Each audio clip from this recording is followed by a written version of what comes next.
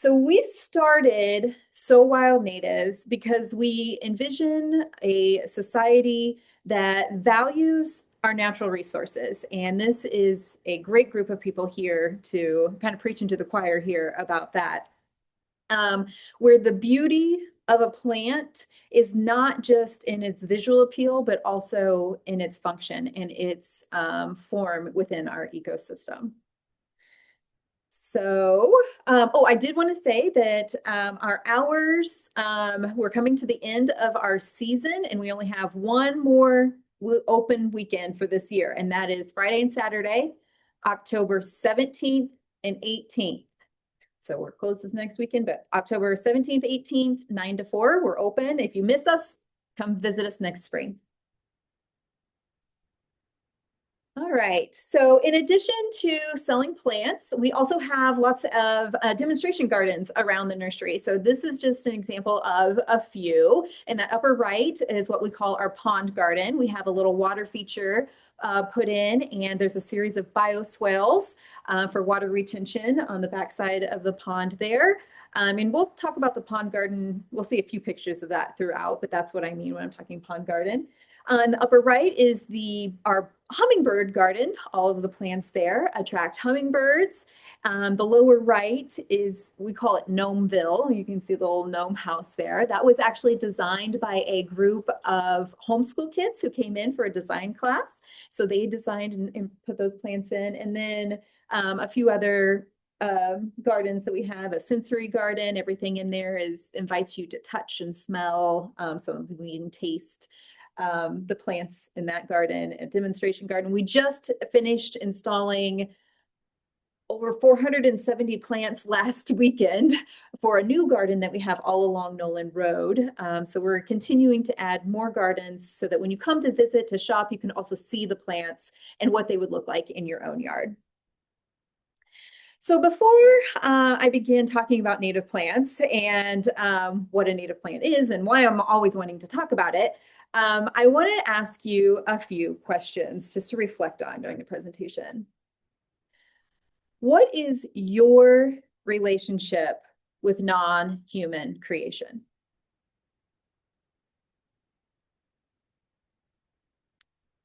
What does your faith teach you about the sacredness of creation? And what is your role in stewarding creation? So just a few things to think about today to see if anything that I say today aligns with where you are called in the world. So what is a native plant? So when I say native plant, I mean plants that were in Kansas or Missouri before European settlement. So these plants have been here for many, many years. And we specifically plant from seed and not like splitting, cutting, etc. We do that for the diversity of what you get from a seed instead of clones. And we'll talk a little bit more later about why that's so important to us. So when we grow this, my screen is a little weird. We call this a local ecotype. So it's within our eco region or as close as possible. All the seeds that we get to plant, to grow our seeds, are collected in either Kansas or Missouri to get what we call that local ecotype. These plants are therefore ready for our climate, our soil conditions, and have relationships with our flora and fauna, which we'll discuss later. And this gives us a better chance of surviving in your yard and in your community. So what I don't mean when I say native plants is a cultivar, even a cultivar of a native plant. And there's a couple different types of cultivars. So there are selections, and these are plants that are selected in the wild or in the garden because they have a certain trait. Maybe it is a certain color, maybe it's a white instead of a purple, or it's shorter. So we want that shorter stature versus a taller stature. We actually do this a lot in food production. So we might select for the reddest apple or the meatiest tomato. So you can also do that with native plants. There's also then hybrids. So hybrids are when us humans, sometimes this can happen in nature, but it's typically humans taking two different species, breeding them together to create something totally different. And I want to kind of show you some examples of this and how to kind of tell the difference. Again, I want to emphasize how much Erin and I and So Wild Natives, we value diversity. And a lot of these cultivars are not diverse in any way. They're clones of each other in order to keep the traits that they're selecting for. There are some selections that are true to seed and that you can get to reproduce through seed, but a lot of them are cloned in order to keep those selections. So it's another reason why we grow from seed, which we call a straight species versus a cultivar, to keep those traits that nature thinks that we need, right? There are some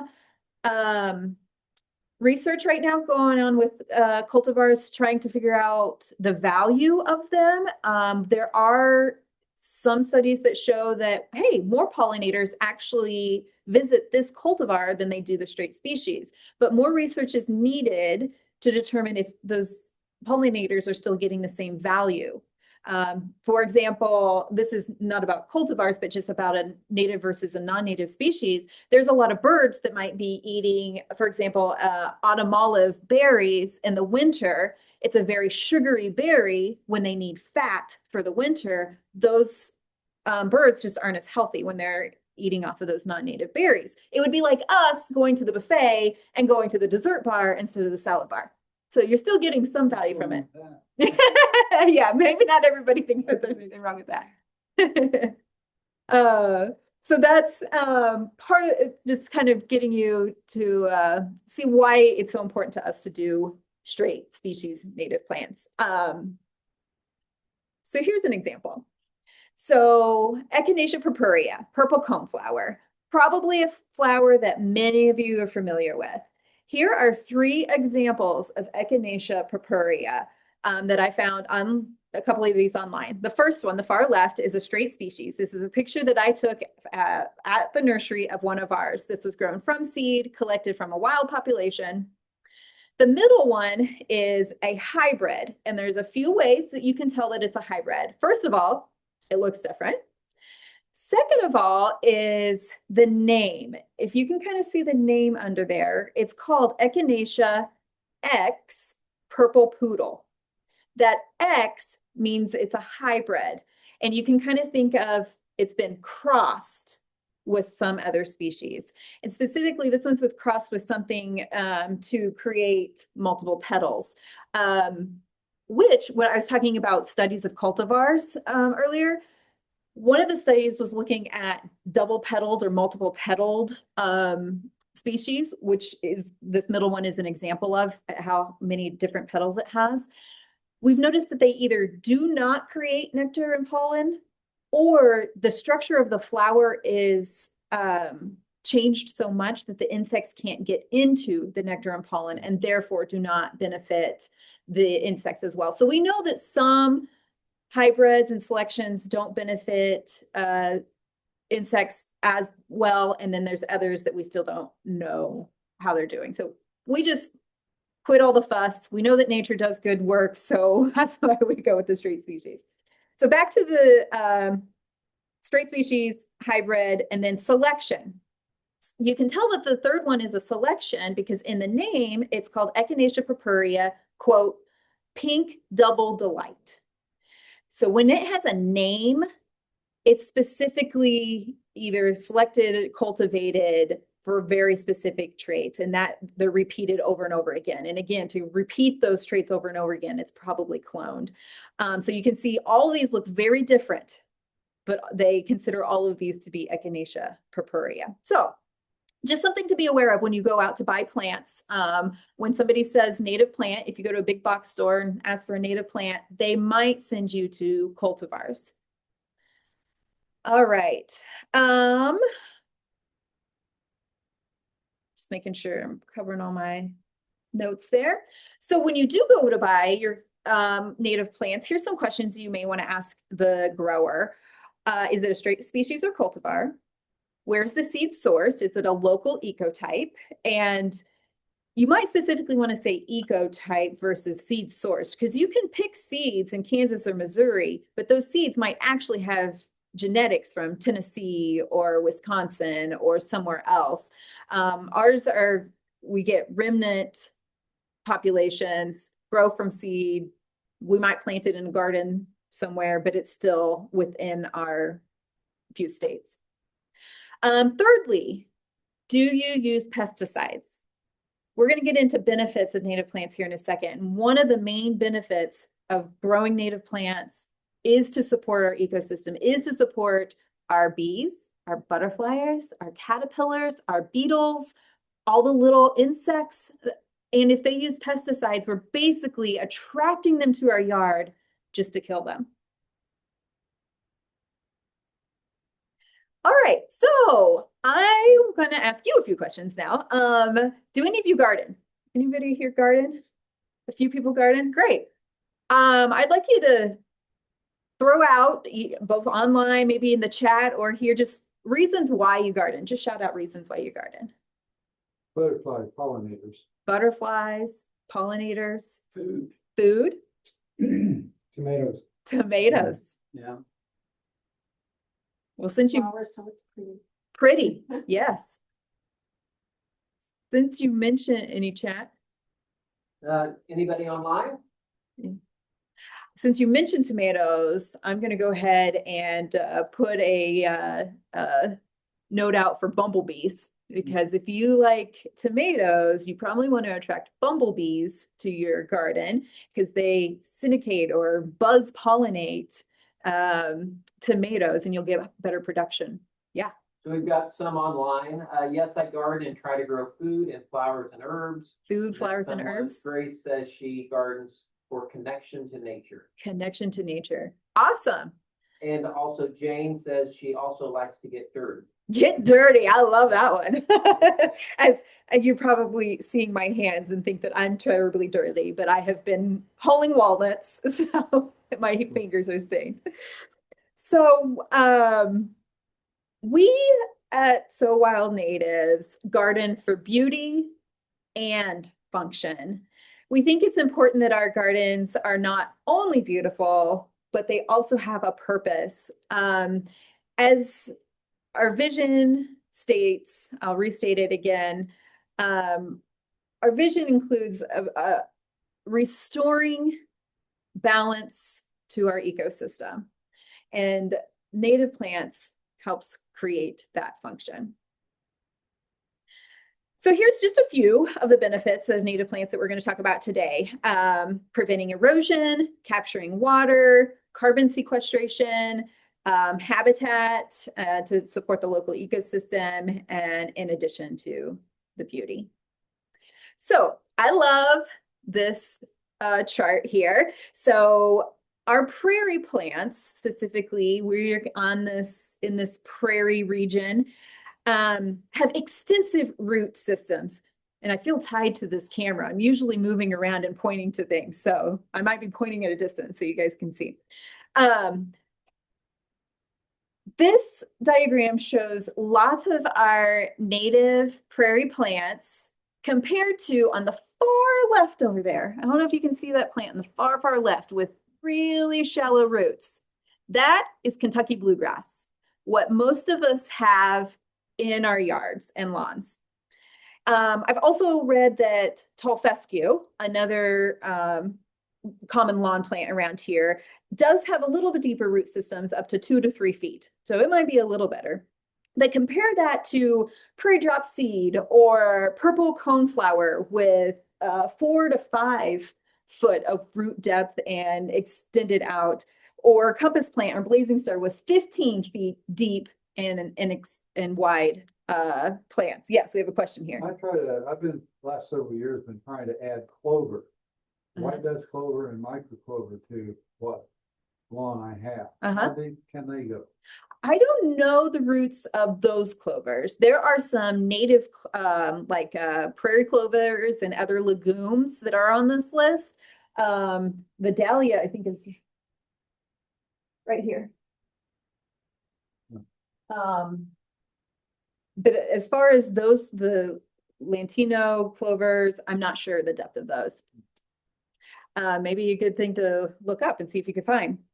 So we often think of these extensive root systems as a great way to prevent drought or fight drought conditions. But it's also an amazing way to store water. Okay, so now we're going to get a little technical here. So follow my diagram here. This was published in the October 2011 edition of the Journal for Surface Water Quality Professional Stormwater by Scott Dirks. So this photo is actually a picture from a scientist named Finney, and it shows 3D map of soil porosity comparing bulk soil, so just basically plain soil over there at A. B is soil with some fungal activity. And then C is soil with after a plant has been growing for 30 days. And the blue that you see there is the space in the soil, whereas the brown is just the solid soil. So what we're demonstrating here is that as plants grow, and actually as plants grow, you get more microorganism activity in the soil, so more of that fungal, bacterial activity in the soil, and the roots growing, there's more space in the soil. It's not as dense. Those roots die off, they create these water channels for water to be stored in the soil. The more organic matter you have in the ground, the more like a sponge it is. How the sponge has all those pockets that the water sits in. This has all of these pockets that the water can flow down into. So the more extensive the root system, the more potential we have to increase this porosity of the soil, the more potential we have of preventing floods, flash flooding, large water events, either locally or nationally, as that water can penetrate down into the soil. Additionally, this helps with drought. It's keeping more of that water in the soil helps prevent drought. There are studies that show that actions such as deforestation causes the water level to rise and evaporate, replacing with salt and creating basically a desert effect, desertification. There's actually some studies watching this in Kansas, parts of Kansas. This is another cool chart. So this was created by Ohio State, put out by Ohio State, and it tracks the carbon storage within the Great Lakes forest. So we hear a lot of talk about deforestation and how it's releasing a lot of carbon, and we need to reforest to start storing more carbon. True, yes, forest does store a lot of carbon.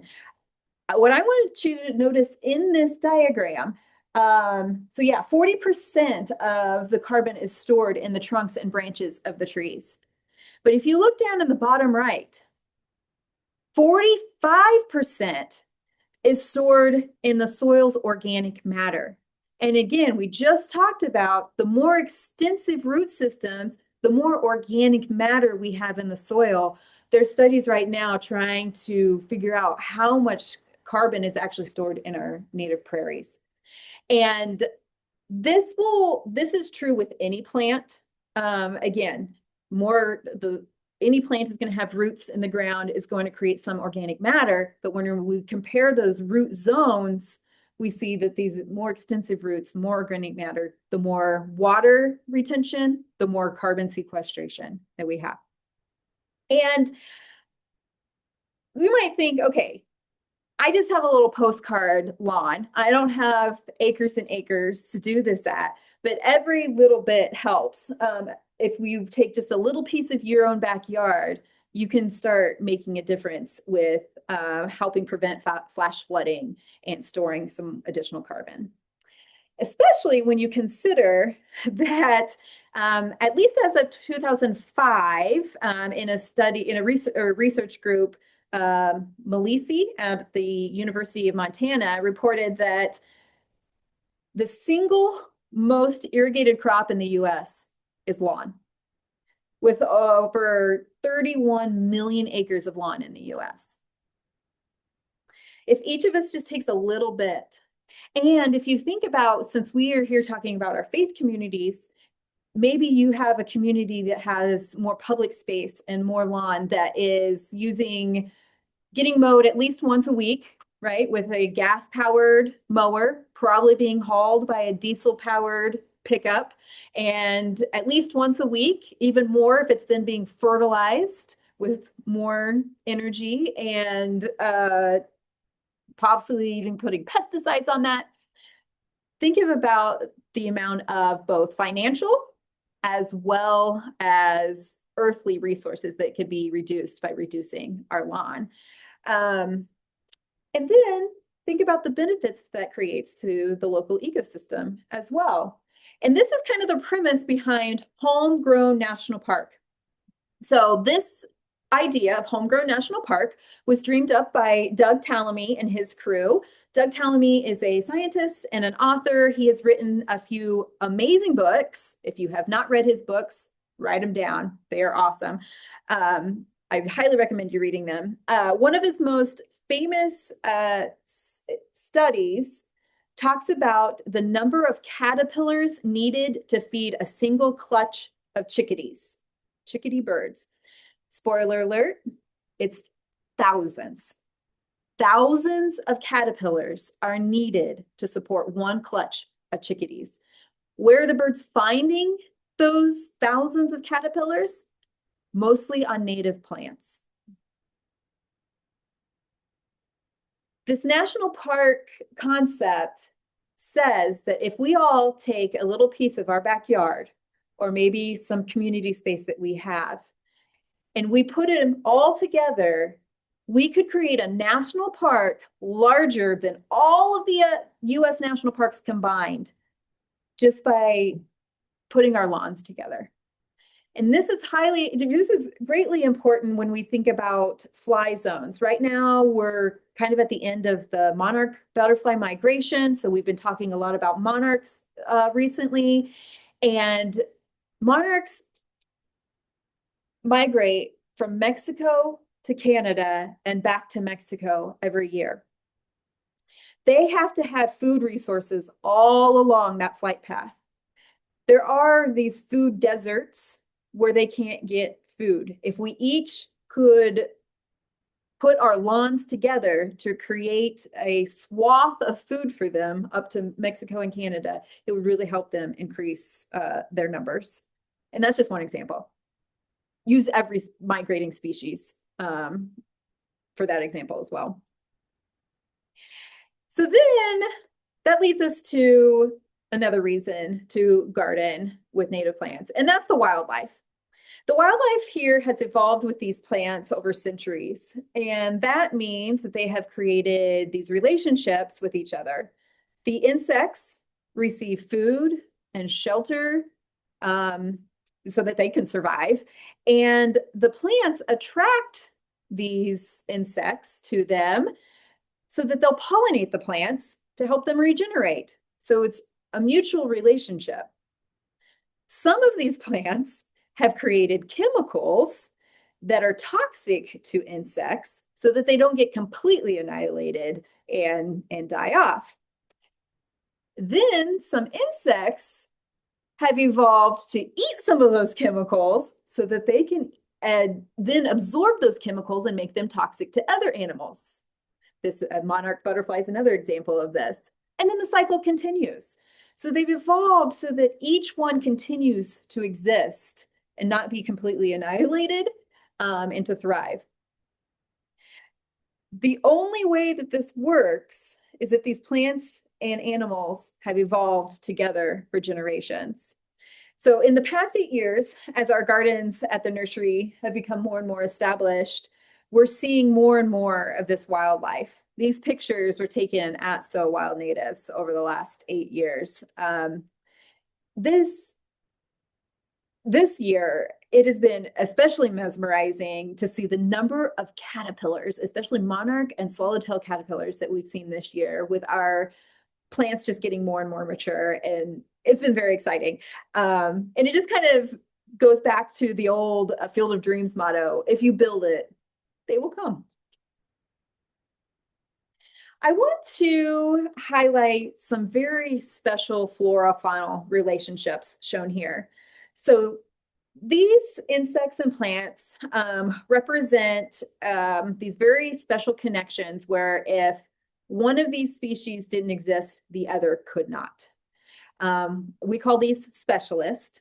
And here's some examples. So the blue sage bee in the upper right there, without the blue sage plant, the bee could not exist. They only collect their pollen there from the blue sage. In the lower left, there's bumblebees and gentian. So that's a closed gentian. The petals are so tightly together that the only thing strong enough to pry those petals apart to get down into the goods is a big bumblebee, a big strong bumblebee. So without the bumblebee, gentian would cease to exist. And then we've talked a lot about monarchs. In the lower right, there's a monarch caterpillar on a milkweed there. This is one of those plants. It has evolved to have a toxic substance. So most animals can't eat it, but the monarch has evolved with it to tolerate those toxins. Additionally, when it eats those toxins, it now makes itself toxic to the things that would eat it. As those toxins even stay with the caterpillar into the adult butterfly. However, as it grows older, the toxins start to diminish and those butterflies become less toxic to the birds and they eat them or other animals. Do other animals eat butterflies too? At least birds do. I'm not sure. And then there's swallowtail butterflies. Lots of the swallowtails have specific relationships with specific plants. And this is just a small number of these specialist relationships that occur here in Kansas and Missouri. And then there's the beauty. And this is a very small sample. We have blazing stars, maybe my personal favorite, bee balm, columbine, downy skullcap, royal catchfly, foxglove beard tongue. As you can see, there's an array of colors, textures, shapes of flowers, and these are all native to Kansas and Missouri. We are so privileged to live at this confluence of prairie and woodland. The number of native species that we have here is amazing. There's people in other parts of the world that are jealous of us. So we should really celebrate where we live. These plants here just happen to also attract hummingbirds. And we haven't talked too much about birds yet. Birds are a huge reason to plant native plants, not just because they eat the insects that the native plants support, but because they eat the seeds themselves. They use the plants themselves for building nests and shelters. Ever since we planted some gray-headed coneflower and clasping coneflower outside of Aaron's office window, he's been quite distracted by all the wonderful goldfinches that come to our house. Hundreds of goldfinches, I don't know about hundreds, dozens at least every year, probably hundreds over the years. that come to our house and maybe distract him from work a little bit, but or maybe encourage him to do better work, because there's been studies that show that nature reduces our anxiety. But that's a whole other topic, not what I was planning on talking today, but just some examples of the benefits and the beauty. There's a few of more pictures from our garden. Our gardens, and actually this happens to be seasonally too. If we start in the lower left, that would be spring. Going clockwise around, you get early summer, late summer, and fall, showing that if you plan the garden correctly, you can have beautiful blooming plants all year, not all year, all growing season. So since we are at the Sustainable Sanctuaries Coalition, I wanted to show a few examples of faith communities in the metro that have used native plants. So this is St. Therese parking lot island. This garden is actually a Grow Native Garden of Excellence showcase. So Grow Native is a program that actually started in Missouri. It's basically anything native plants, they've got resources for it. They are the go-to, in my opinion, of finding out more about native plants, especially in the Midwest. They have a Gardens of Excellence program where they review certain native gardens throughout the states and say, yeah, these are the cream of the crop. These are professionally done, well-maintained. And there's a handful of them here in Kansas City. And this is just one example. So the Community of Christ Temple in Independence, Missouri has recently replaced its green roof with 100% native plants. And that was just done this spring, but it's already, they're already reaping the benefits as they have seen lots of butterflies coming through on migration and other pollinators finding those plants in the middle of what is otherwise a concrete and lawn jungle there in Independence.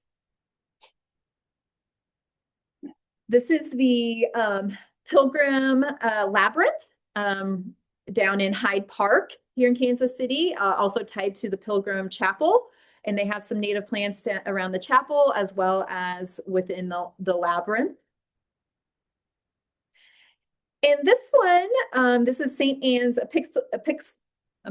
Episcopal in Lee's Summit, Missouri. They just planted this garden this spring, so it's still pretty young. And the lady who actually was in charge of this came and visited us this past weekend and said, you know, those few trees and shrubs that the congregation didn't want to get rid of, they really wanted these non-native species. She's like, those are the only ones not thriving in this new garden. So they're now considering actually even replacing the trees and shrubs with some native trees and shrubs as well.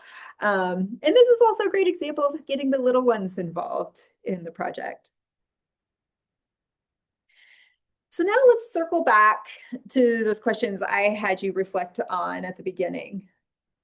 What is your relationship with non-human creation?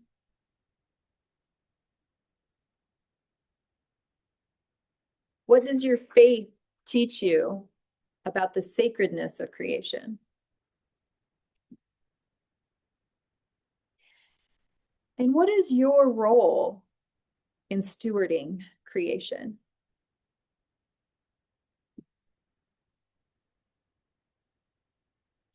If any of my presentation has inspired you to plant native plants in your own yard or public space that you have access to, here are some great resources that I would recommend.